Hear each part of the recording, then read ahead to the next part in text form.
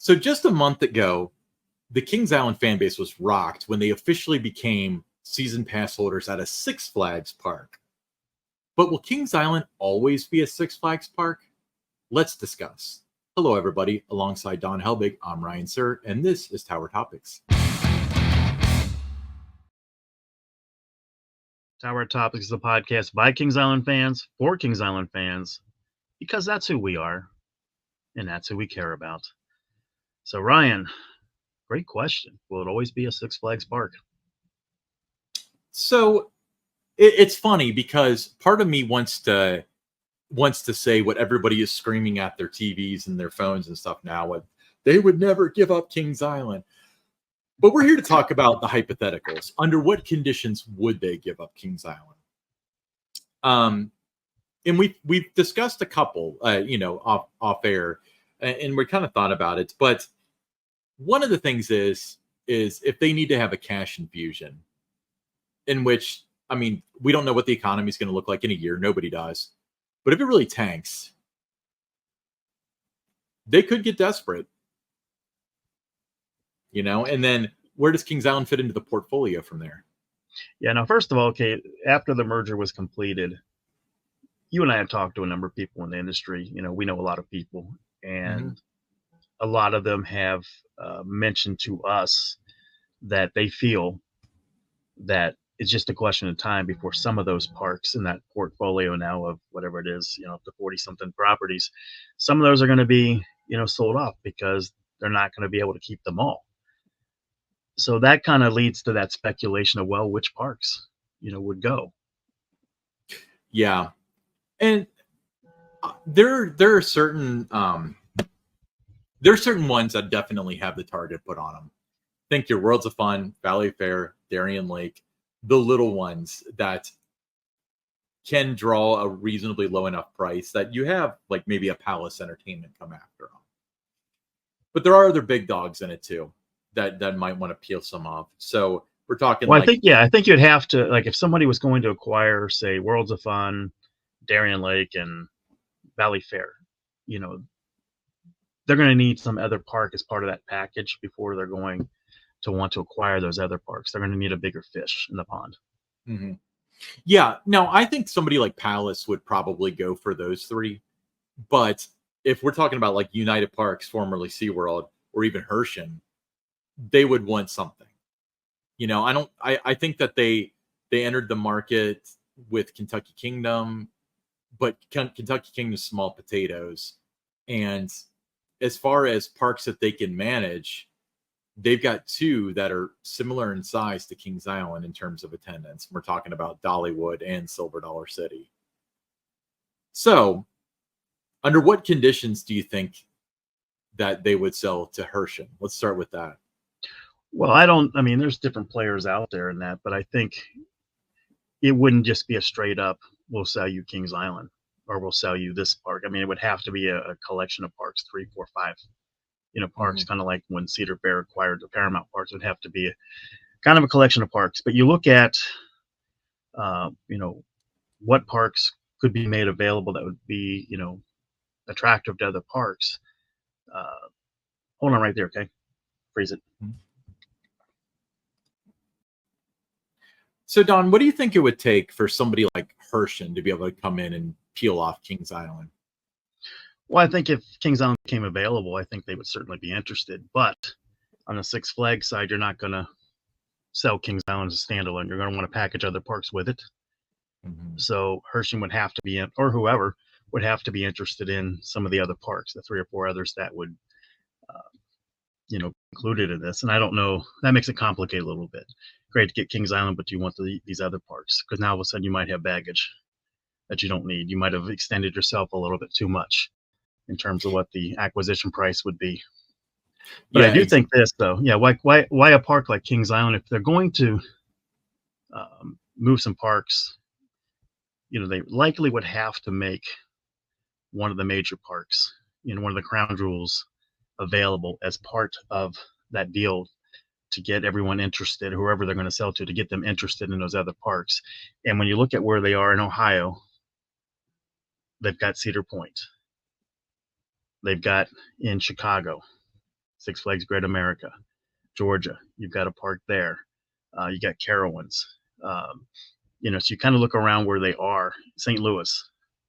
So in these different markets and that. So if you're going to make a park extendable of the crown jewels, it might be Kings Island because you've got other parks in the state and in the surrounding area to work with.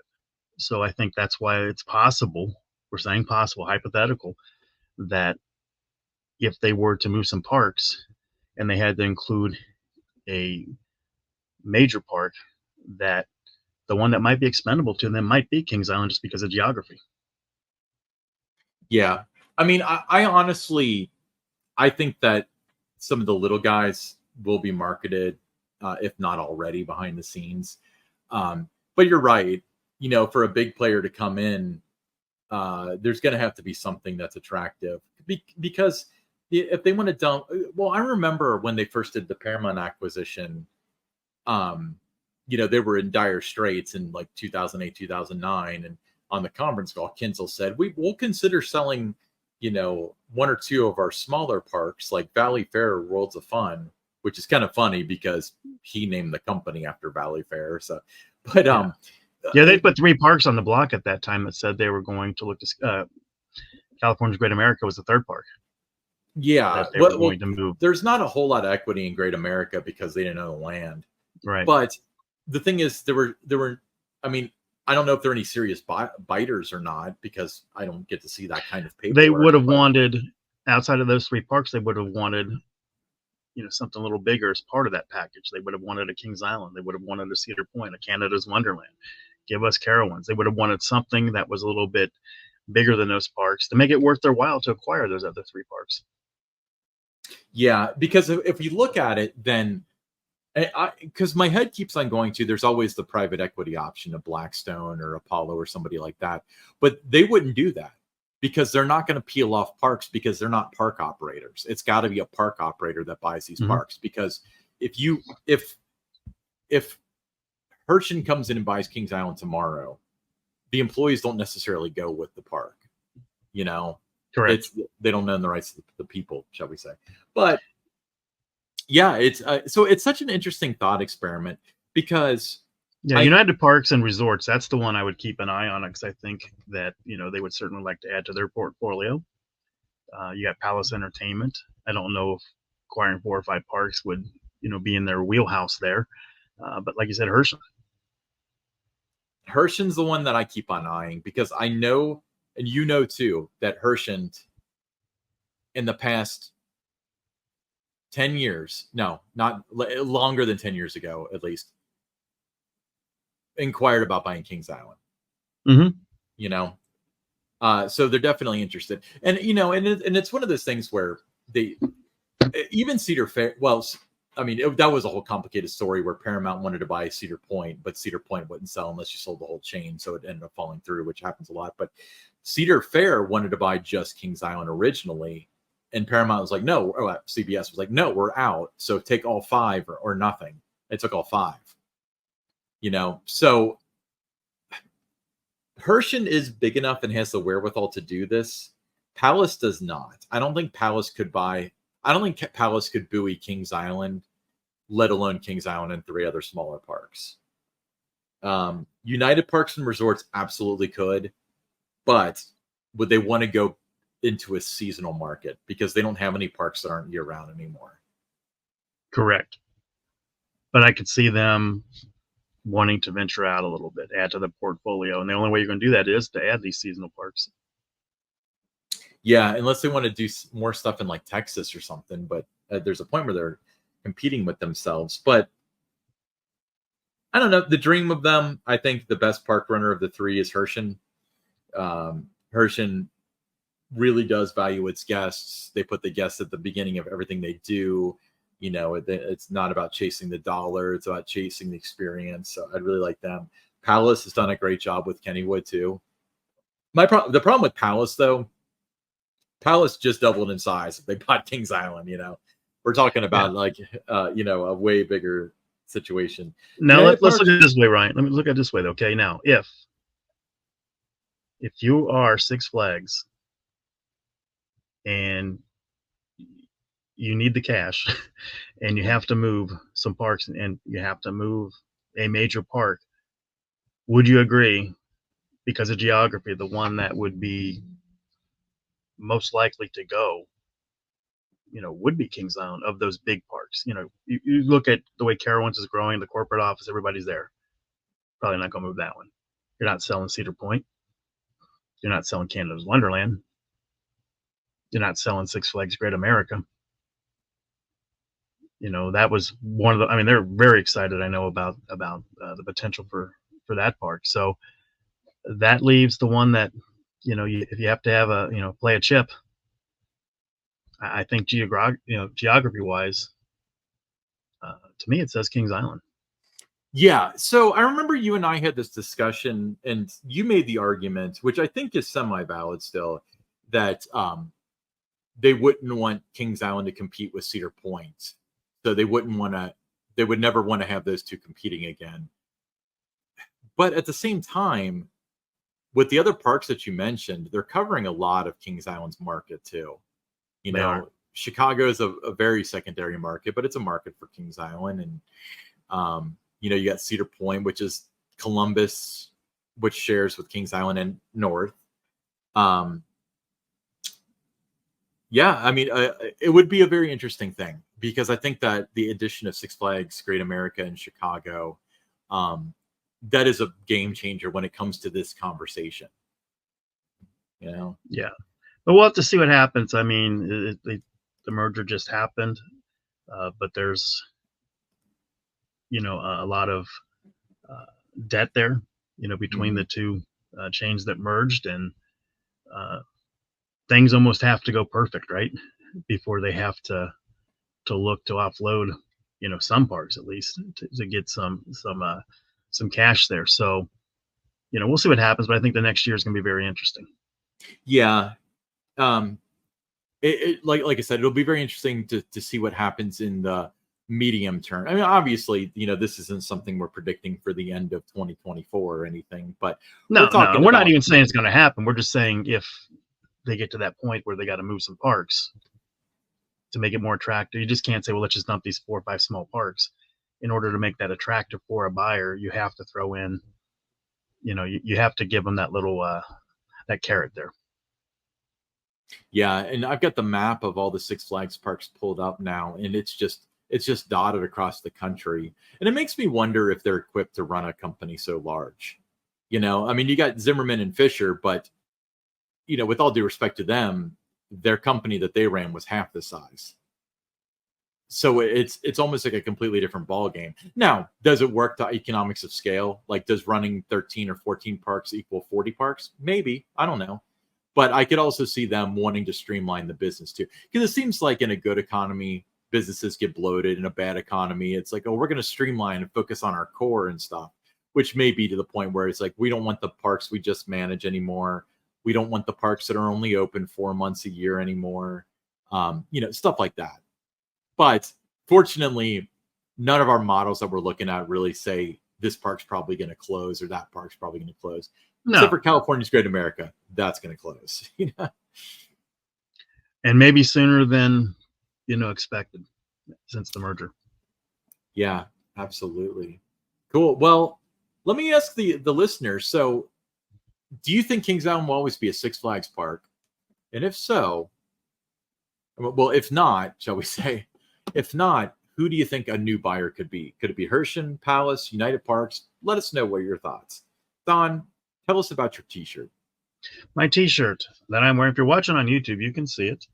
Mm-hmm. It is a Carolina blue Tower Topics logoed t-shirt. You can purchase these for just $22. If you're a fan of the show, just let us know by sending us a direct message on our X, which is Tower_Topics, or you can just reach out to Ryan or myself personally, and we'll get you the QR code to make that purchase. It includes shipping. The $22 comes in whatever size you may need, and once you've made your purchase, just a matter of days before you get your shirt. Yeah, $22 including shipping, so it's a really great deal, and we appreciate everybody that we've seen out and about wearing them, supporting the show and spreading the word. All right, let's move on to the listener questions. First listener question, Jason C. from Cincinnati, Ohio. He said, how much did the park have to do with R.L. Stine book featuring the Beast? Very That's a little. good question. Yeah, Did very they little. know about it? Outside of can we use the logo? It was the author just writing a story. Didn't really involve the park. Didn't need their approval for every chapter and things. It was just can we use that logo? So I did read that book. I was big into R.L. Stine, and that book came out at the perfect time for me. So the problem I had with it was I knew Kings Island history when I was 10, 11 years old. And the premise of the book is they go back in time, and there was a park there before Kings Island called like Candlelight Park or something, and it was lit by torches, and it eventually burnt down. Who would have thought? And I remember thinking, like, that's not true. Like, it was Coney Island, and they moved it like up 71. So this isn't true at all. So I went on. I mean, this was before the internet, but I went on this massive hunt to try to find out if there was any truth, like there was a park there in the past or something, but there wasn't. It was just something he made up. But for those of you who haven't read the book, you can probably find it on Amazon. It's by R.L. Stine.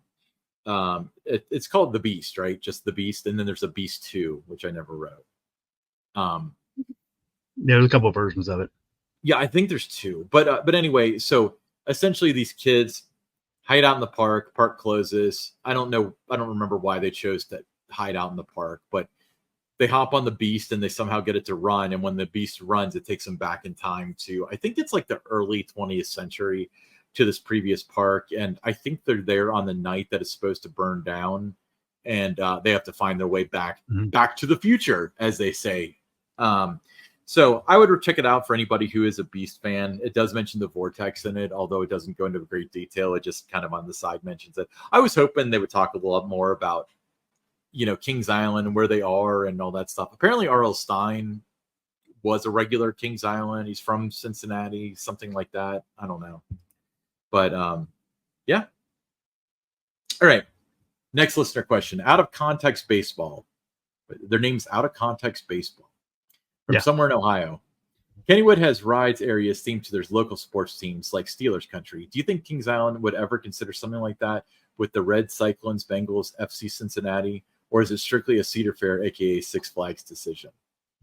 It's a good question. Well, it's a great question. I think that would be a great thing to do, to partner with another, Cincinnati attraction. Cincinnati, that's got that history in Cincinnati, like the Reds do. Two summertime traditions with the Reds and Kings Island. I think those are perfect matches. I think a little bit better than, what it might be, with the Bengals. You got to go through a lot of hoops to work with the NFL too, to be able to use anything with the Bengals. But I think you and I talked about this on a different episode, is when the time comes to put something in the vortex spot. I'd love to see it, be themed to the Cincinnati Reds. Yeah. And not to their history, call it the Big Red Machine. I think that would be a win-win for the Reds, for Kings Island. I think guests would like it. We're coming up on next year is the 50th anniversary of the Reds winning the 1975 World Series. 2026 would be the 50th of them winning the 1976 World Series.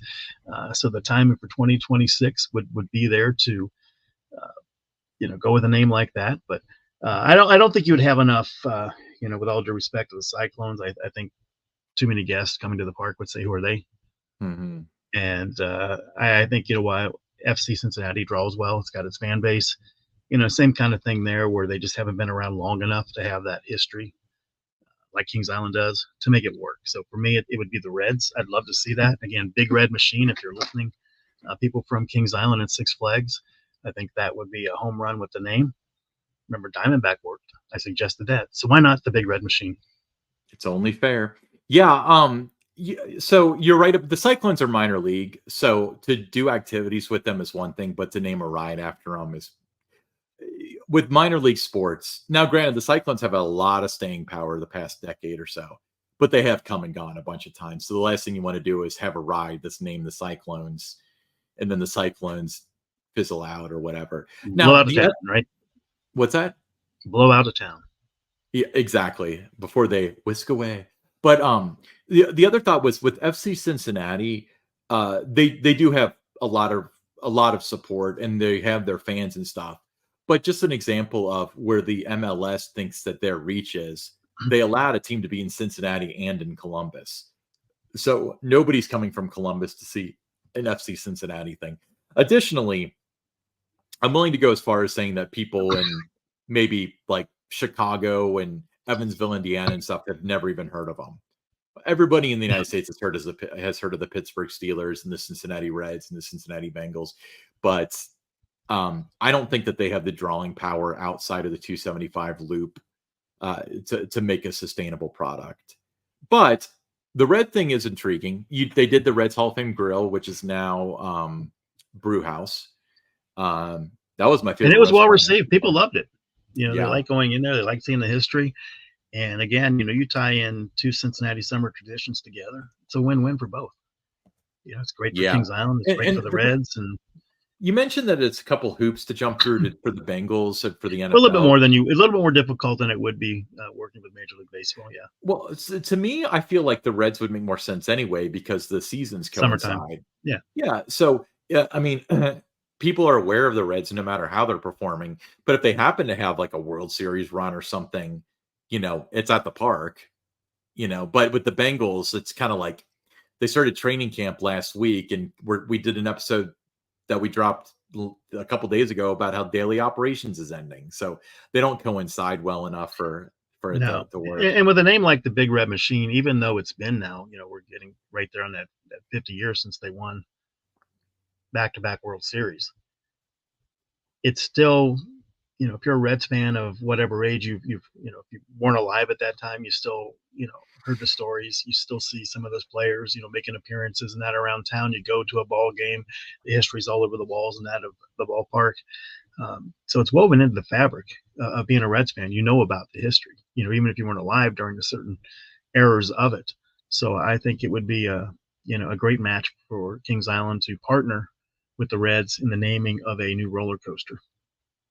Yeah. And then think if they wanted to add like maybe a family ride or a kiddie coaster or something, they could call it the Little Red Machine. Don't you think that would be cool? Kind of like the Beast and the Beastie. Yeah. You have the Big Red Machine and the Little Red Machine. And then they could theme that to like the Red, what is it? The Reds Heads, they call them, like the little kids organization. They could partner with them for that. So yeah, it kind of writes itself, but I like that idea. That's a very good question. Out of context baseball from somewhere in Ohio, but yeah, very, very cool. Well, let's stick around and see what happens if it's a Kings Island, a Six Flags entertainment property come 5 years from now. We'll just have to see. I'm Ryan Suhr along with Don Helbig, and this is Tower Topics.